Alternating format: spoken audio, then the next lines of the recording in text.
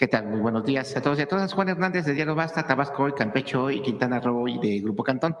Eh, Aunque a muchos les moleste, el hecho de hablar del pasado, el hecho de hablar pues de las de administraciones pasadas, muchas veces se olvida de precisamente de esta, y cito palabras del expresidente Andrés Manuel López Obrador, de herencias malditas.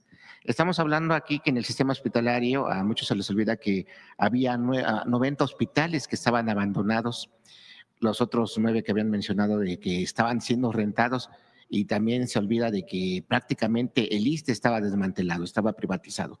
Todo era rentado, todo era, incluso hasta, bueno, hay una situación pues bastante compleja que le tocó pues digamos a la entrada de los gobiernos de la 4T abordar, ¿no? Un sistema de salud que prácticamente los medicamentos nada más se concentraban en 10 empresas, que pues era un monopolio pues bastante, pues sí, bastante poderoso, ¿no?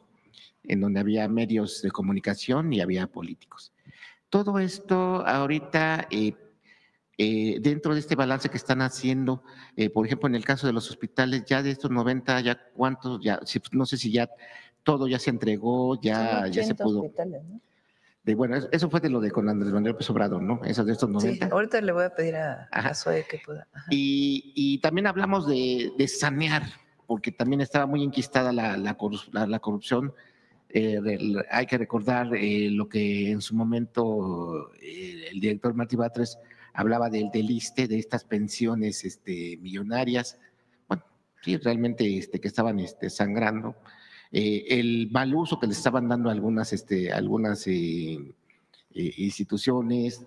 O sea, todo esto, cómo lo han ido ya abatiendo, ya para que podamos hablar de un 100% pues ya de funcionamiento del sistema de salud, porque a final de cuentas, sí les tocó volver a reconstruir un sistema de salud que estaba pues abandonado, sin especialistas, lo padecemos en la pandemia, sin infraestructura, que se tuvo que prácticamente en algunos casos reconstruir, porque estaba abandonado, porque definitivamente la corrupción, pues nada más estaba la pura fachada, pero realmente no había como tal un sistema de salud. Y ahorita, digo, se hablan de carencias o hay quienes lo quieren manejar así, pero se les olvida lo que hay atrás. Entonces sí que nos puede comentar esta parte que vale la pena volver a rescatar.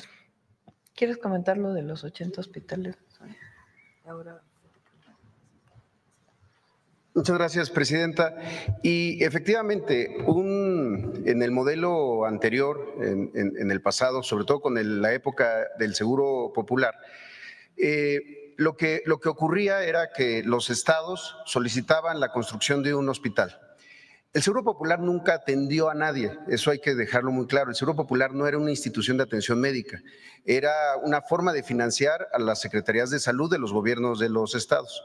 Entonces, un gobierno estatal le solicitaba a la Secretaría de Salud la construcción de un hospital, el Seguro Popular les daba el dinero para la construcción de ese hospital. ¿Qué es lo que pasaba? Ya fuera por asignación directa o por licitación, las empresas licitaban con tiempos y montos imposibles de alcanzar. Y casi al día siguiente de que se daba el fallo de la licitación, empezaban a pedir más tiempo o más dinero para concluir la obra. Se empezaban algunas de estas construcciones y cuando esto no se resolvía favorablemente, iniciaban los litigios. Por eso decíamos tanto que había constructoras con más abogados que ingenieros. Y por eso es que se empezó a dejar todo este modelo de Seguro Popular, este gran, pues casi cementerio de elefantes blancos en obra negra, un número de 90 hospitales que estaban detenidos en su construcción, ya sea con niveles de avance muy incipientes, casi de cero, o ya en algunos casos con avances importantes, pero al final de cuentas para la gente era lo mismo, era ver una obra que no estaba funcionando. Nos dimos a la tarea primero de empezar a resolver temas jurídicos, y esto hablo de todo el sector. incluso antes del nacimiento del propio IMSS Bienestar. Pero déjenme darles algunos ejemplos nada más de algunos hospitales que iniciaron con el Seguro Popular, que no eran construcciones del IMSS y que el IMSS tuvo que rescatar y que lo hicimos porque había necesidad.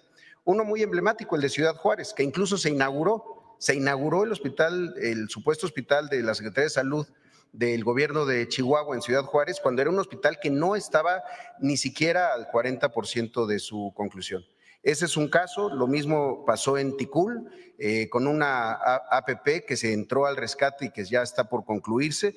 En Campeche, recientemente lo visitamos y está por arrancar en este mes su operación, un hospital que durante 10 años la Secretaría de Salud del Gobierno del Estado de Campeche de aquel entonces dejó inconclusa y botada en Ciudad del Carmen. Lo mismo en Arandas, en Jalisco.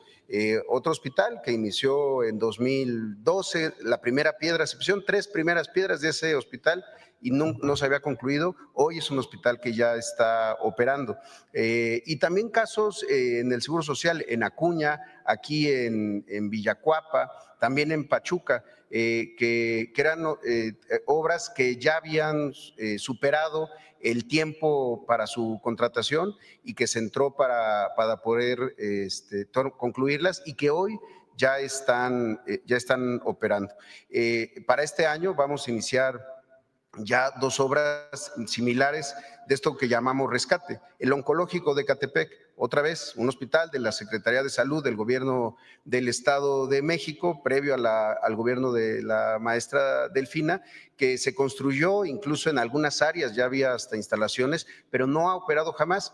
En un lugar con mucha necesidad y también mucha población derechohabiente del IMSS, por eso es que pedimos su donación para poderlo concluir. Y lo mismo en Aguascalientes, por cierto, en Pabellón de Arteaga, otro hospital que se quedó inconcluso con idas y vueltas y estos laberintos a partir de supuestos sobre protección civil, se hizo una dictaminación y ya el gobierno del estado nos lo tuvo que donar para que nosotros le podamos invertir y hacer un hospital. Y en todos los casos de estos hospitales lo que buscamos es que ya sean hospitales que nazcan con la posibilidad de integración, sobre todo en aquellos estados donde hay IMSS Bienestar, para que no sean solamente inversiones que favorezcan a las personas derechohabientes del IMSS, sino a toda la población de ese estado. La verdad que de los 90 y en muchos otros casos se han logrado concluir y están ya operando. Perfecto. Bueno, ese sería por un tema.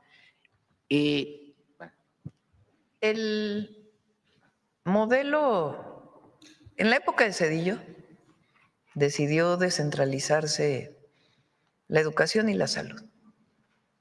Las dos son en Zedillo, ¿verdad? Con Salinas Educación. Con Salinas Educación y con Zedillo la salud. ¿Qué quiere decir descentralizarse? Que los estados se hicieran cargo de la educación pública y de la salud pública. El recurso para operar, pues se le entregaba desde la federación y el estado podía incorporar más recursos. En realidad lo que fue ocurriendo es que cada vez había menos recursos y cada vez peores servicios, principalmente de salud. En educación no fue tan problemático, pero en salud sí. En salud realmente comenzó a disminuir la atención a la salud.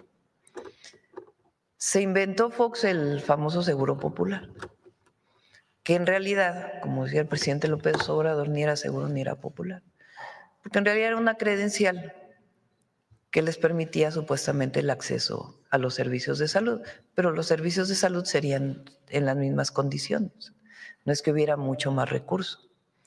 E incluso ya había acuerdos con los privados, para que en todo caso se le pagara al privado para que diera el servicio de salud. En todo este periodo se construyeron, yo tenía la idea que eran 80, 90 hospitales. Se construyeron entre comillas, porque en realidad inició su construcción, pero nunca operaron. Entonces, ¿qué decide el presidente López Obrador? Bueno, viene primero la pandemia y ahí pues hay que concentrarse en la atención de la pandemia. Fueron 2 años donde prácticamente todos los servicios de salud estuvieron dedicados a la atención del COVID-19. Después de que termina el COVID-19, dice, vamos a entrar a un proceso de concentración, de federalización de los servicios de salud.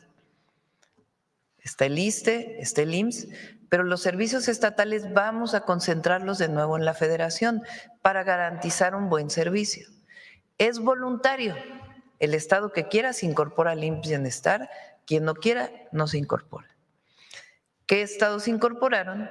Pues esencialmente los 23 estados que estaban gobernados por Morena, hay que decirlo así. Otros estados decidieron no incorporarse al IMSS Bienestar, seguir con su propio sistema de salud y se les sigue entregando el recurso que les corresponda.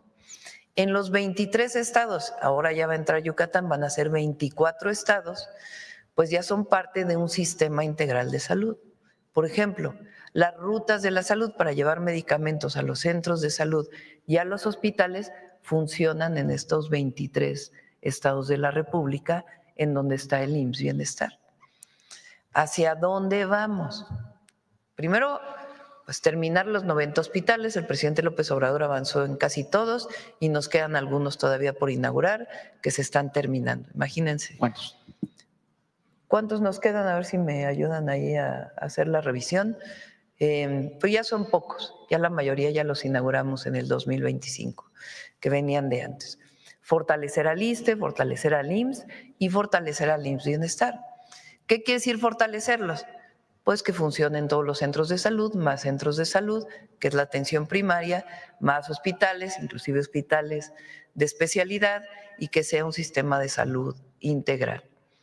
Para ello se requiere pues inversión en hospitales, compra de equipos. El año pasado pusimos en marcha ¿cuántos quirófanos del IMSS Bienestar?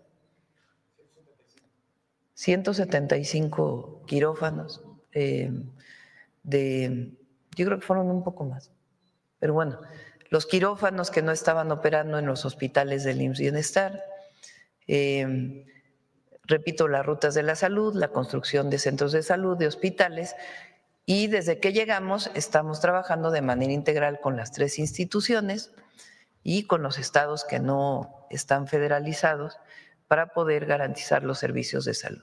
La parte que siguen los estados, pues son los estados los que se tienen que encargar.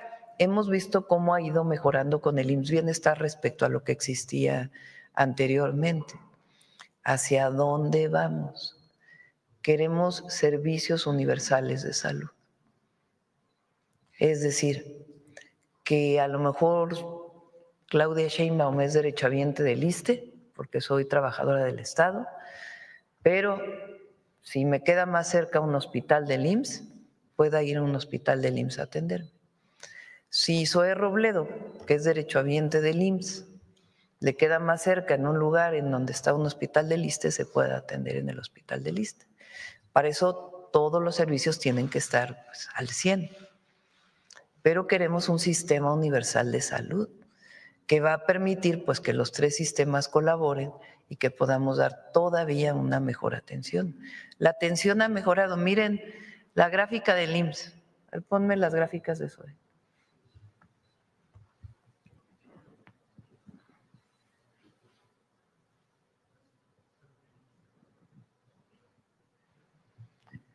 Vean cirugías. Estas son cirugías que son necesarias, se dictaminan, a veces son por urgencia y a veces son pues programadas, porque se tiene algún problema y se dice pues requiere una cirugía.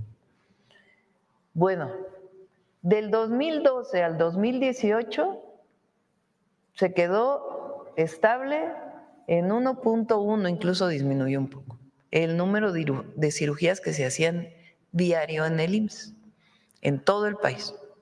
Pues es de 1 millón de cirugías, no es cualquier sistema de salud, es el sistema de salud más importante de América Latina, el IMSS, de América probablemente, de todo el continente por lo menos. Bueno, ¿por qué baja en el COVID? Pues porque se estaba atendiendo el COVID-19. No había espacio para hacer las cirugías que estaban programadas, entonces ahí pues hay un retraso, digamos. Eso pasó en todos los países, no solo en México, por la pandemia. Pero fíjense cómo se recupera. En 2022, 1.35 millones de cirugías. 1.4, en 2024 1.38 y en 2025 cerramos con 1.8, 1.79 es prácticamente 1.8 millones de cirugías. 60% más. ¿Por qué se puede hacer esto? Pues porque hay más quirófanos, porque hay más hospitales, pero además porque se contrataron más especialistas. ¿Y por qué se pueden contratar más especialistas? Porque se están formando más especialistas. Recuerden que también en el periodo neoliberal no solamente dejaron de invertir, sino privatizaron los servicios, sino que además no se formaban médicos con la idea esta de que mientras más restrictivo fuera el examen de admisión, mejor porque iba a haber mejores médicos. Y el problema fue que no se formaron médicos especialistas. Entonces, vean lo que significa para todos los derechohabientes del IMSS, lo que significa 60% más cirugías.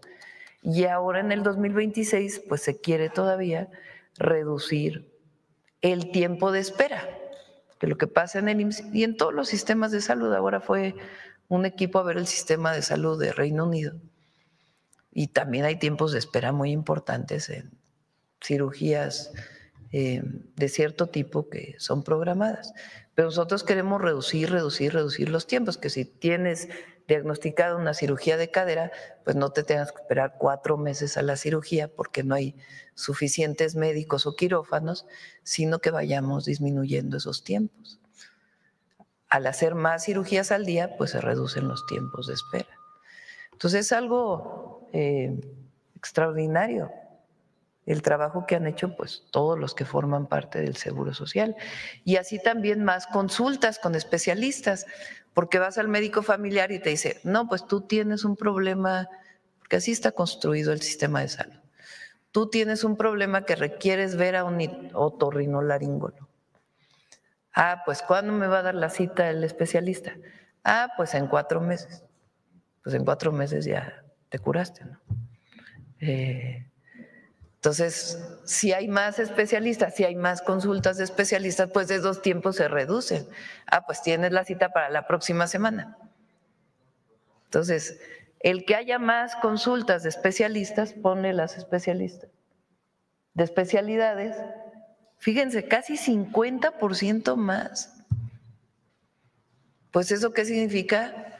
Pues que te dan más cerca tu cita para poder ser revisado por un especialista. Y esto va a seguir aumentando y mejorando. Y obviamente la parte preventiva, porque pues hay enfermedades que necesitamos entrarle a lo preventivo, como la diabetes, la hipertensión, que es lo que estamos haciendo, porque pues no alcanzarían nunca las salas de hemodiálisis si no atendemos la prevención.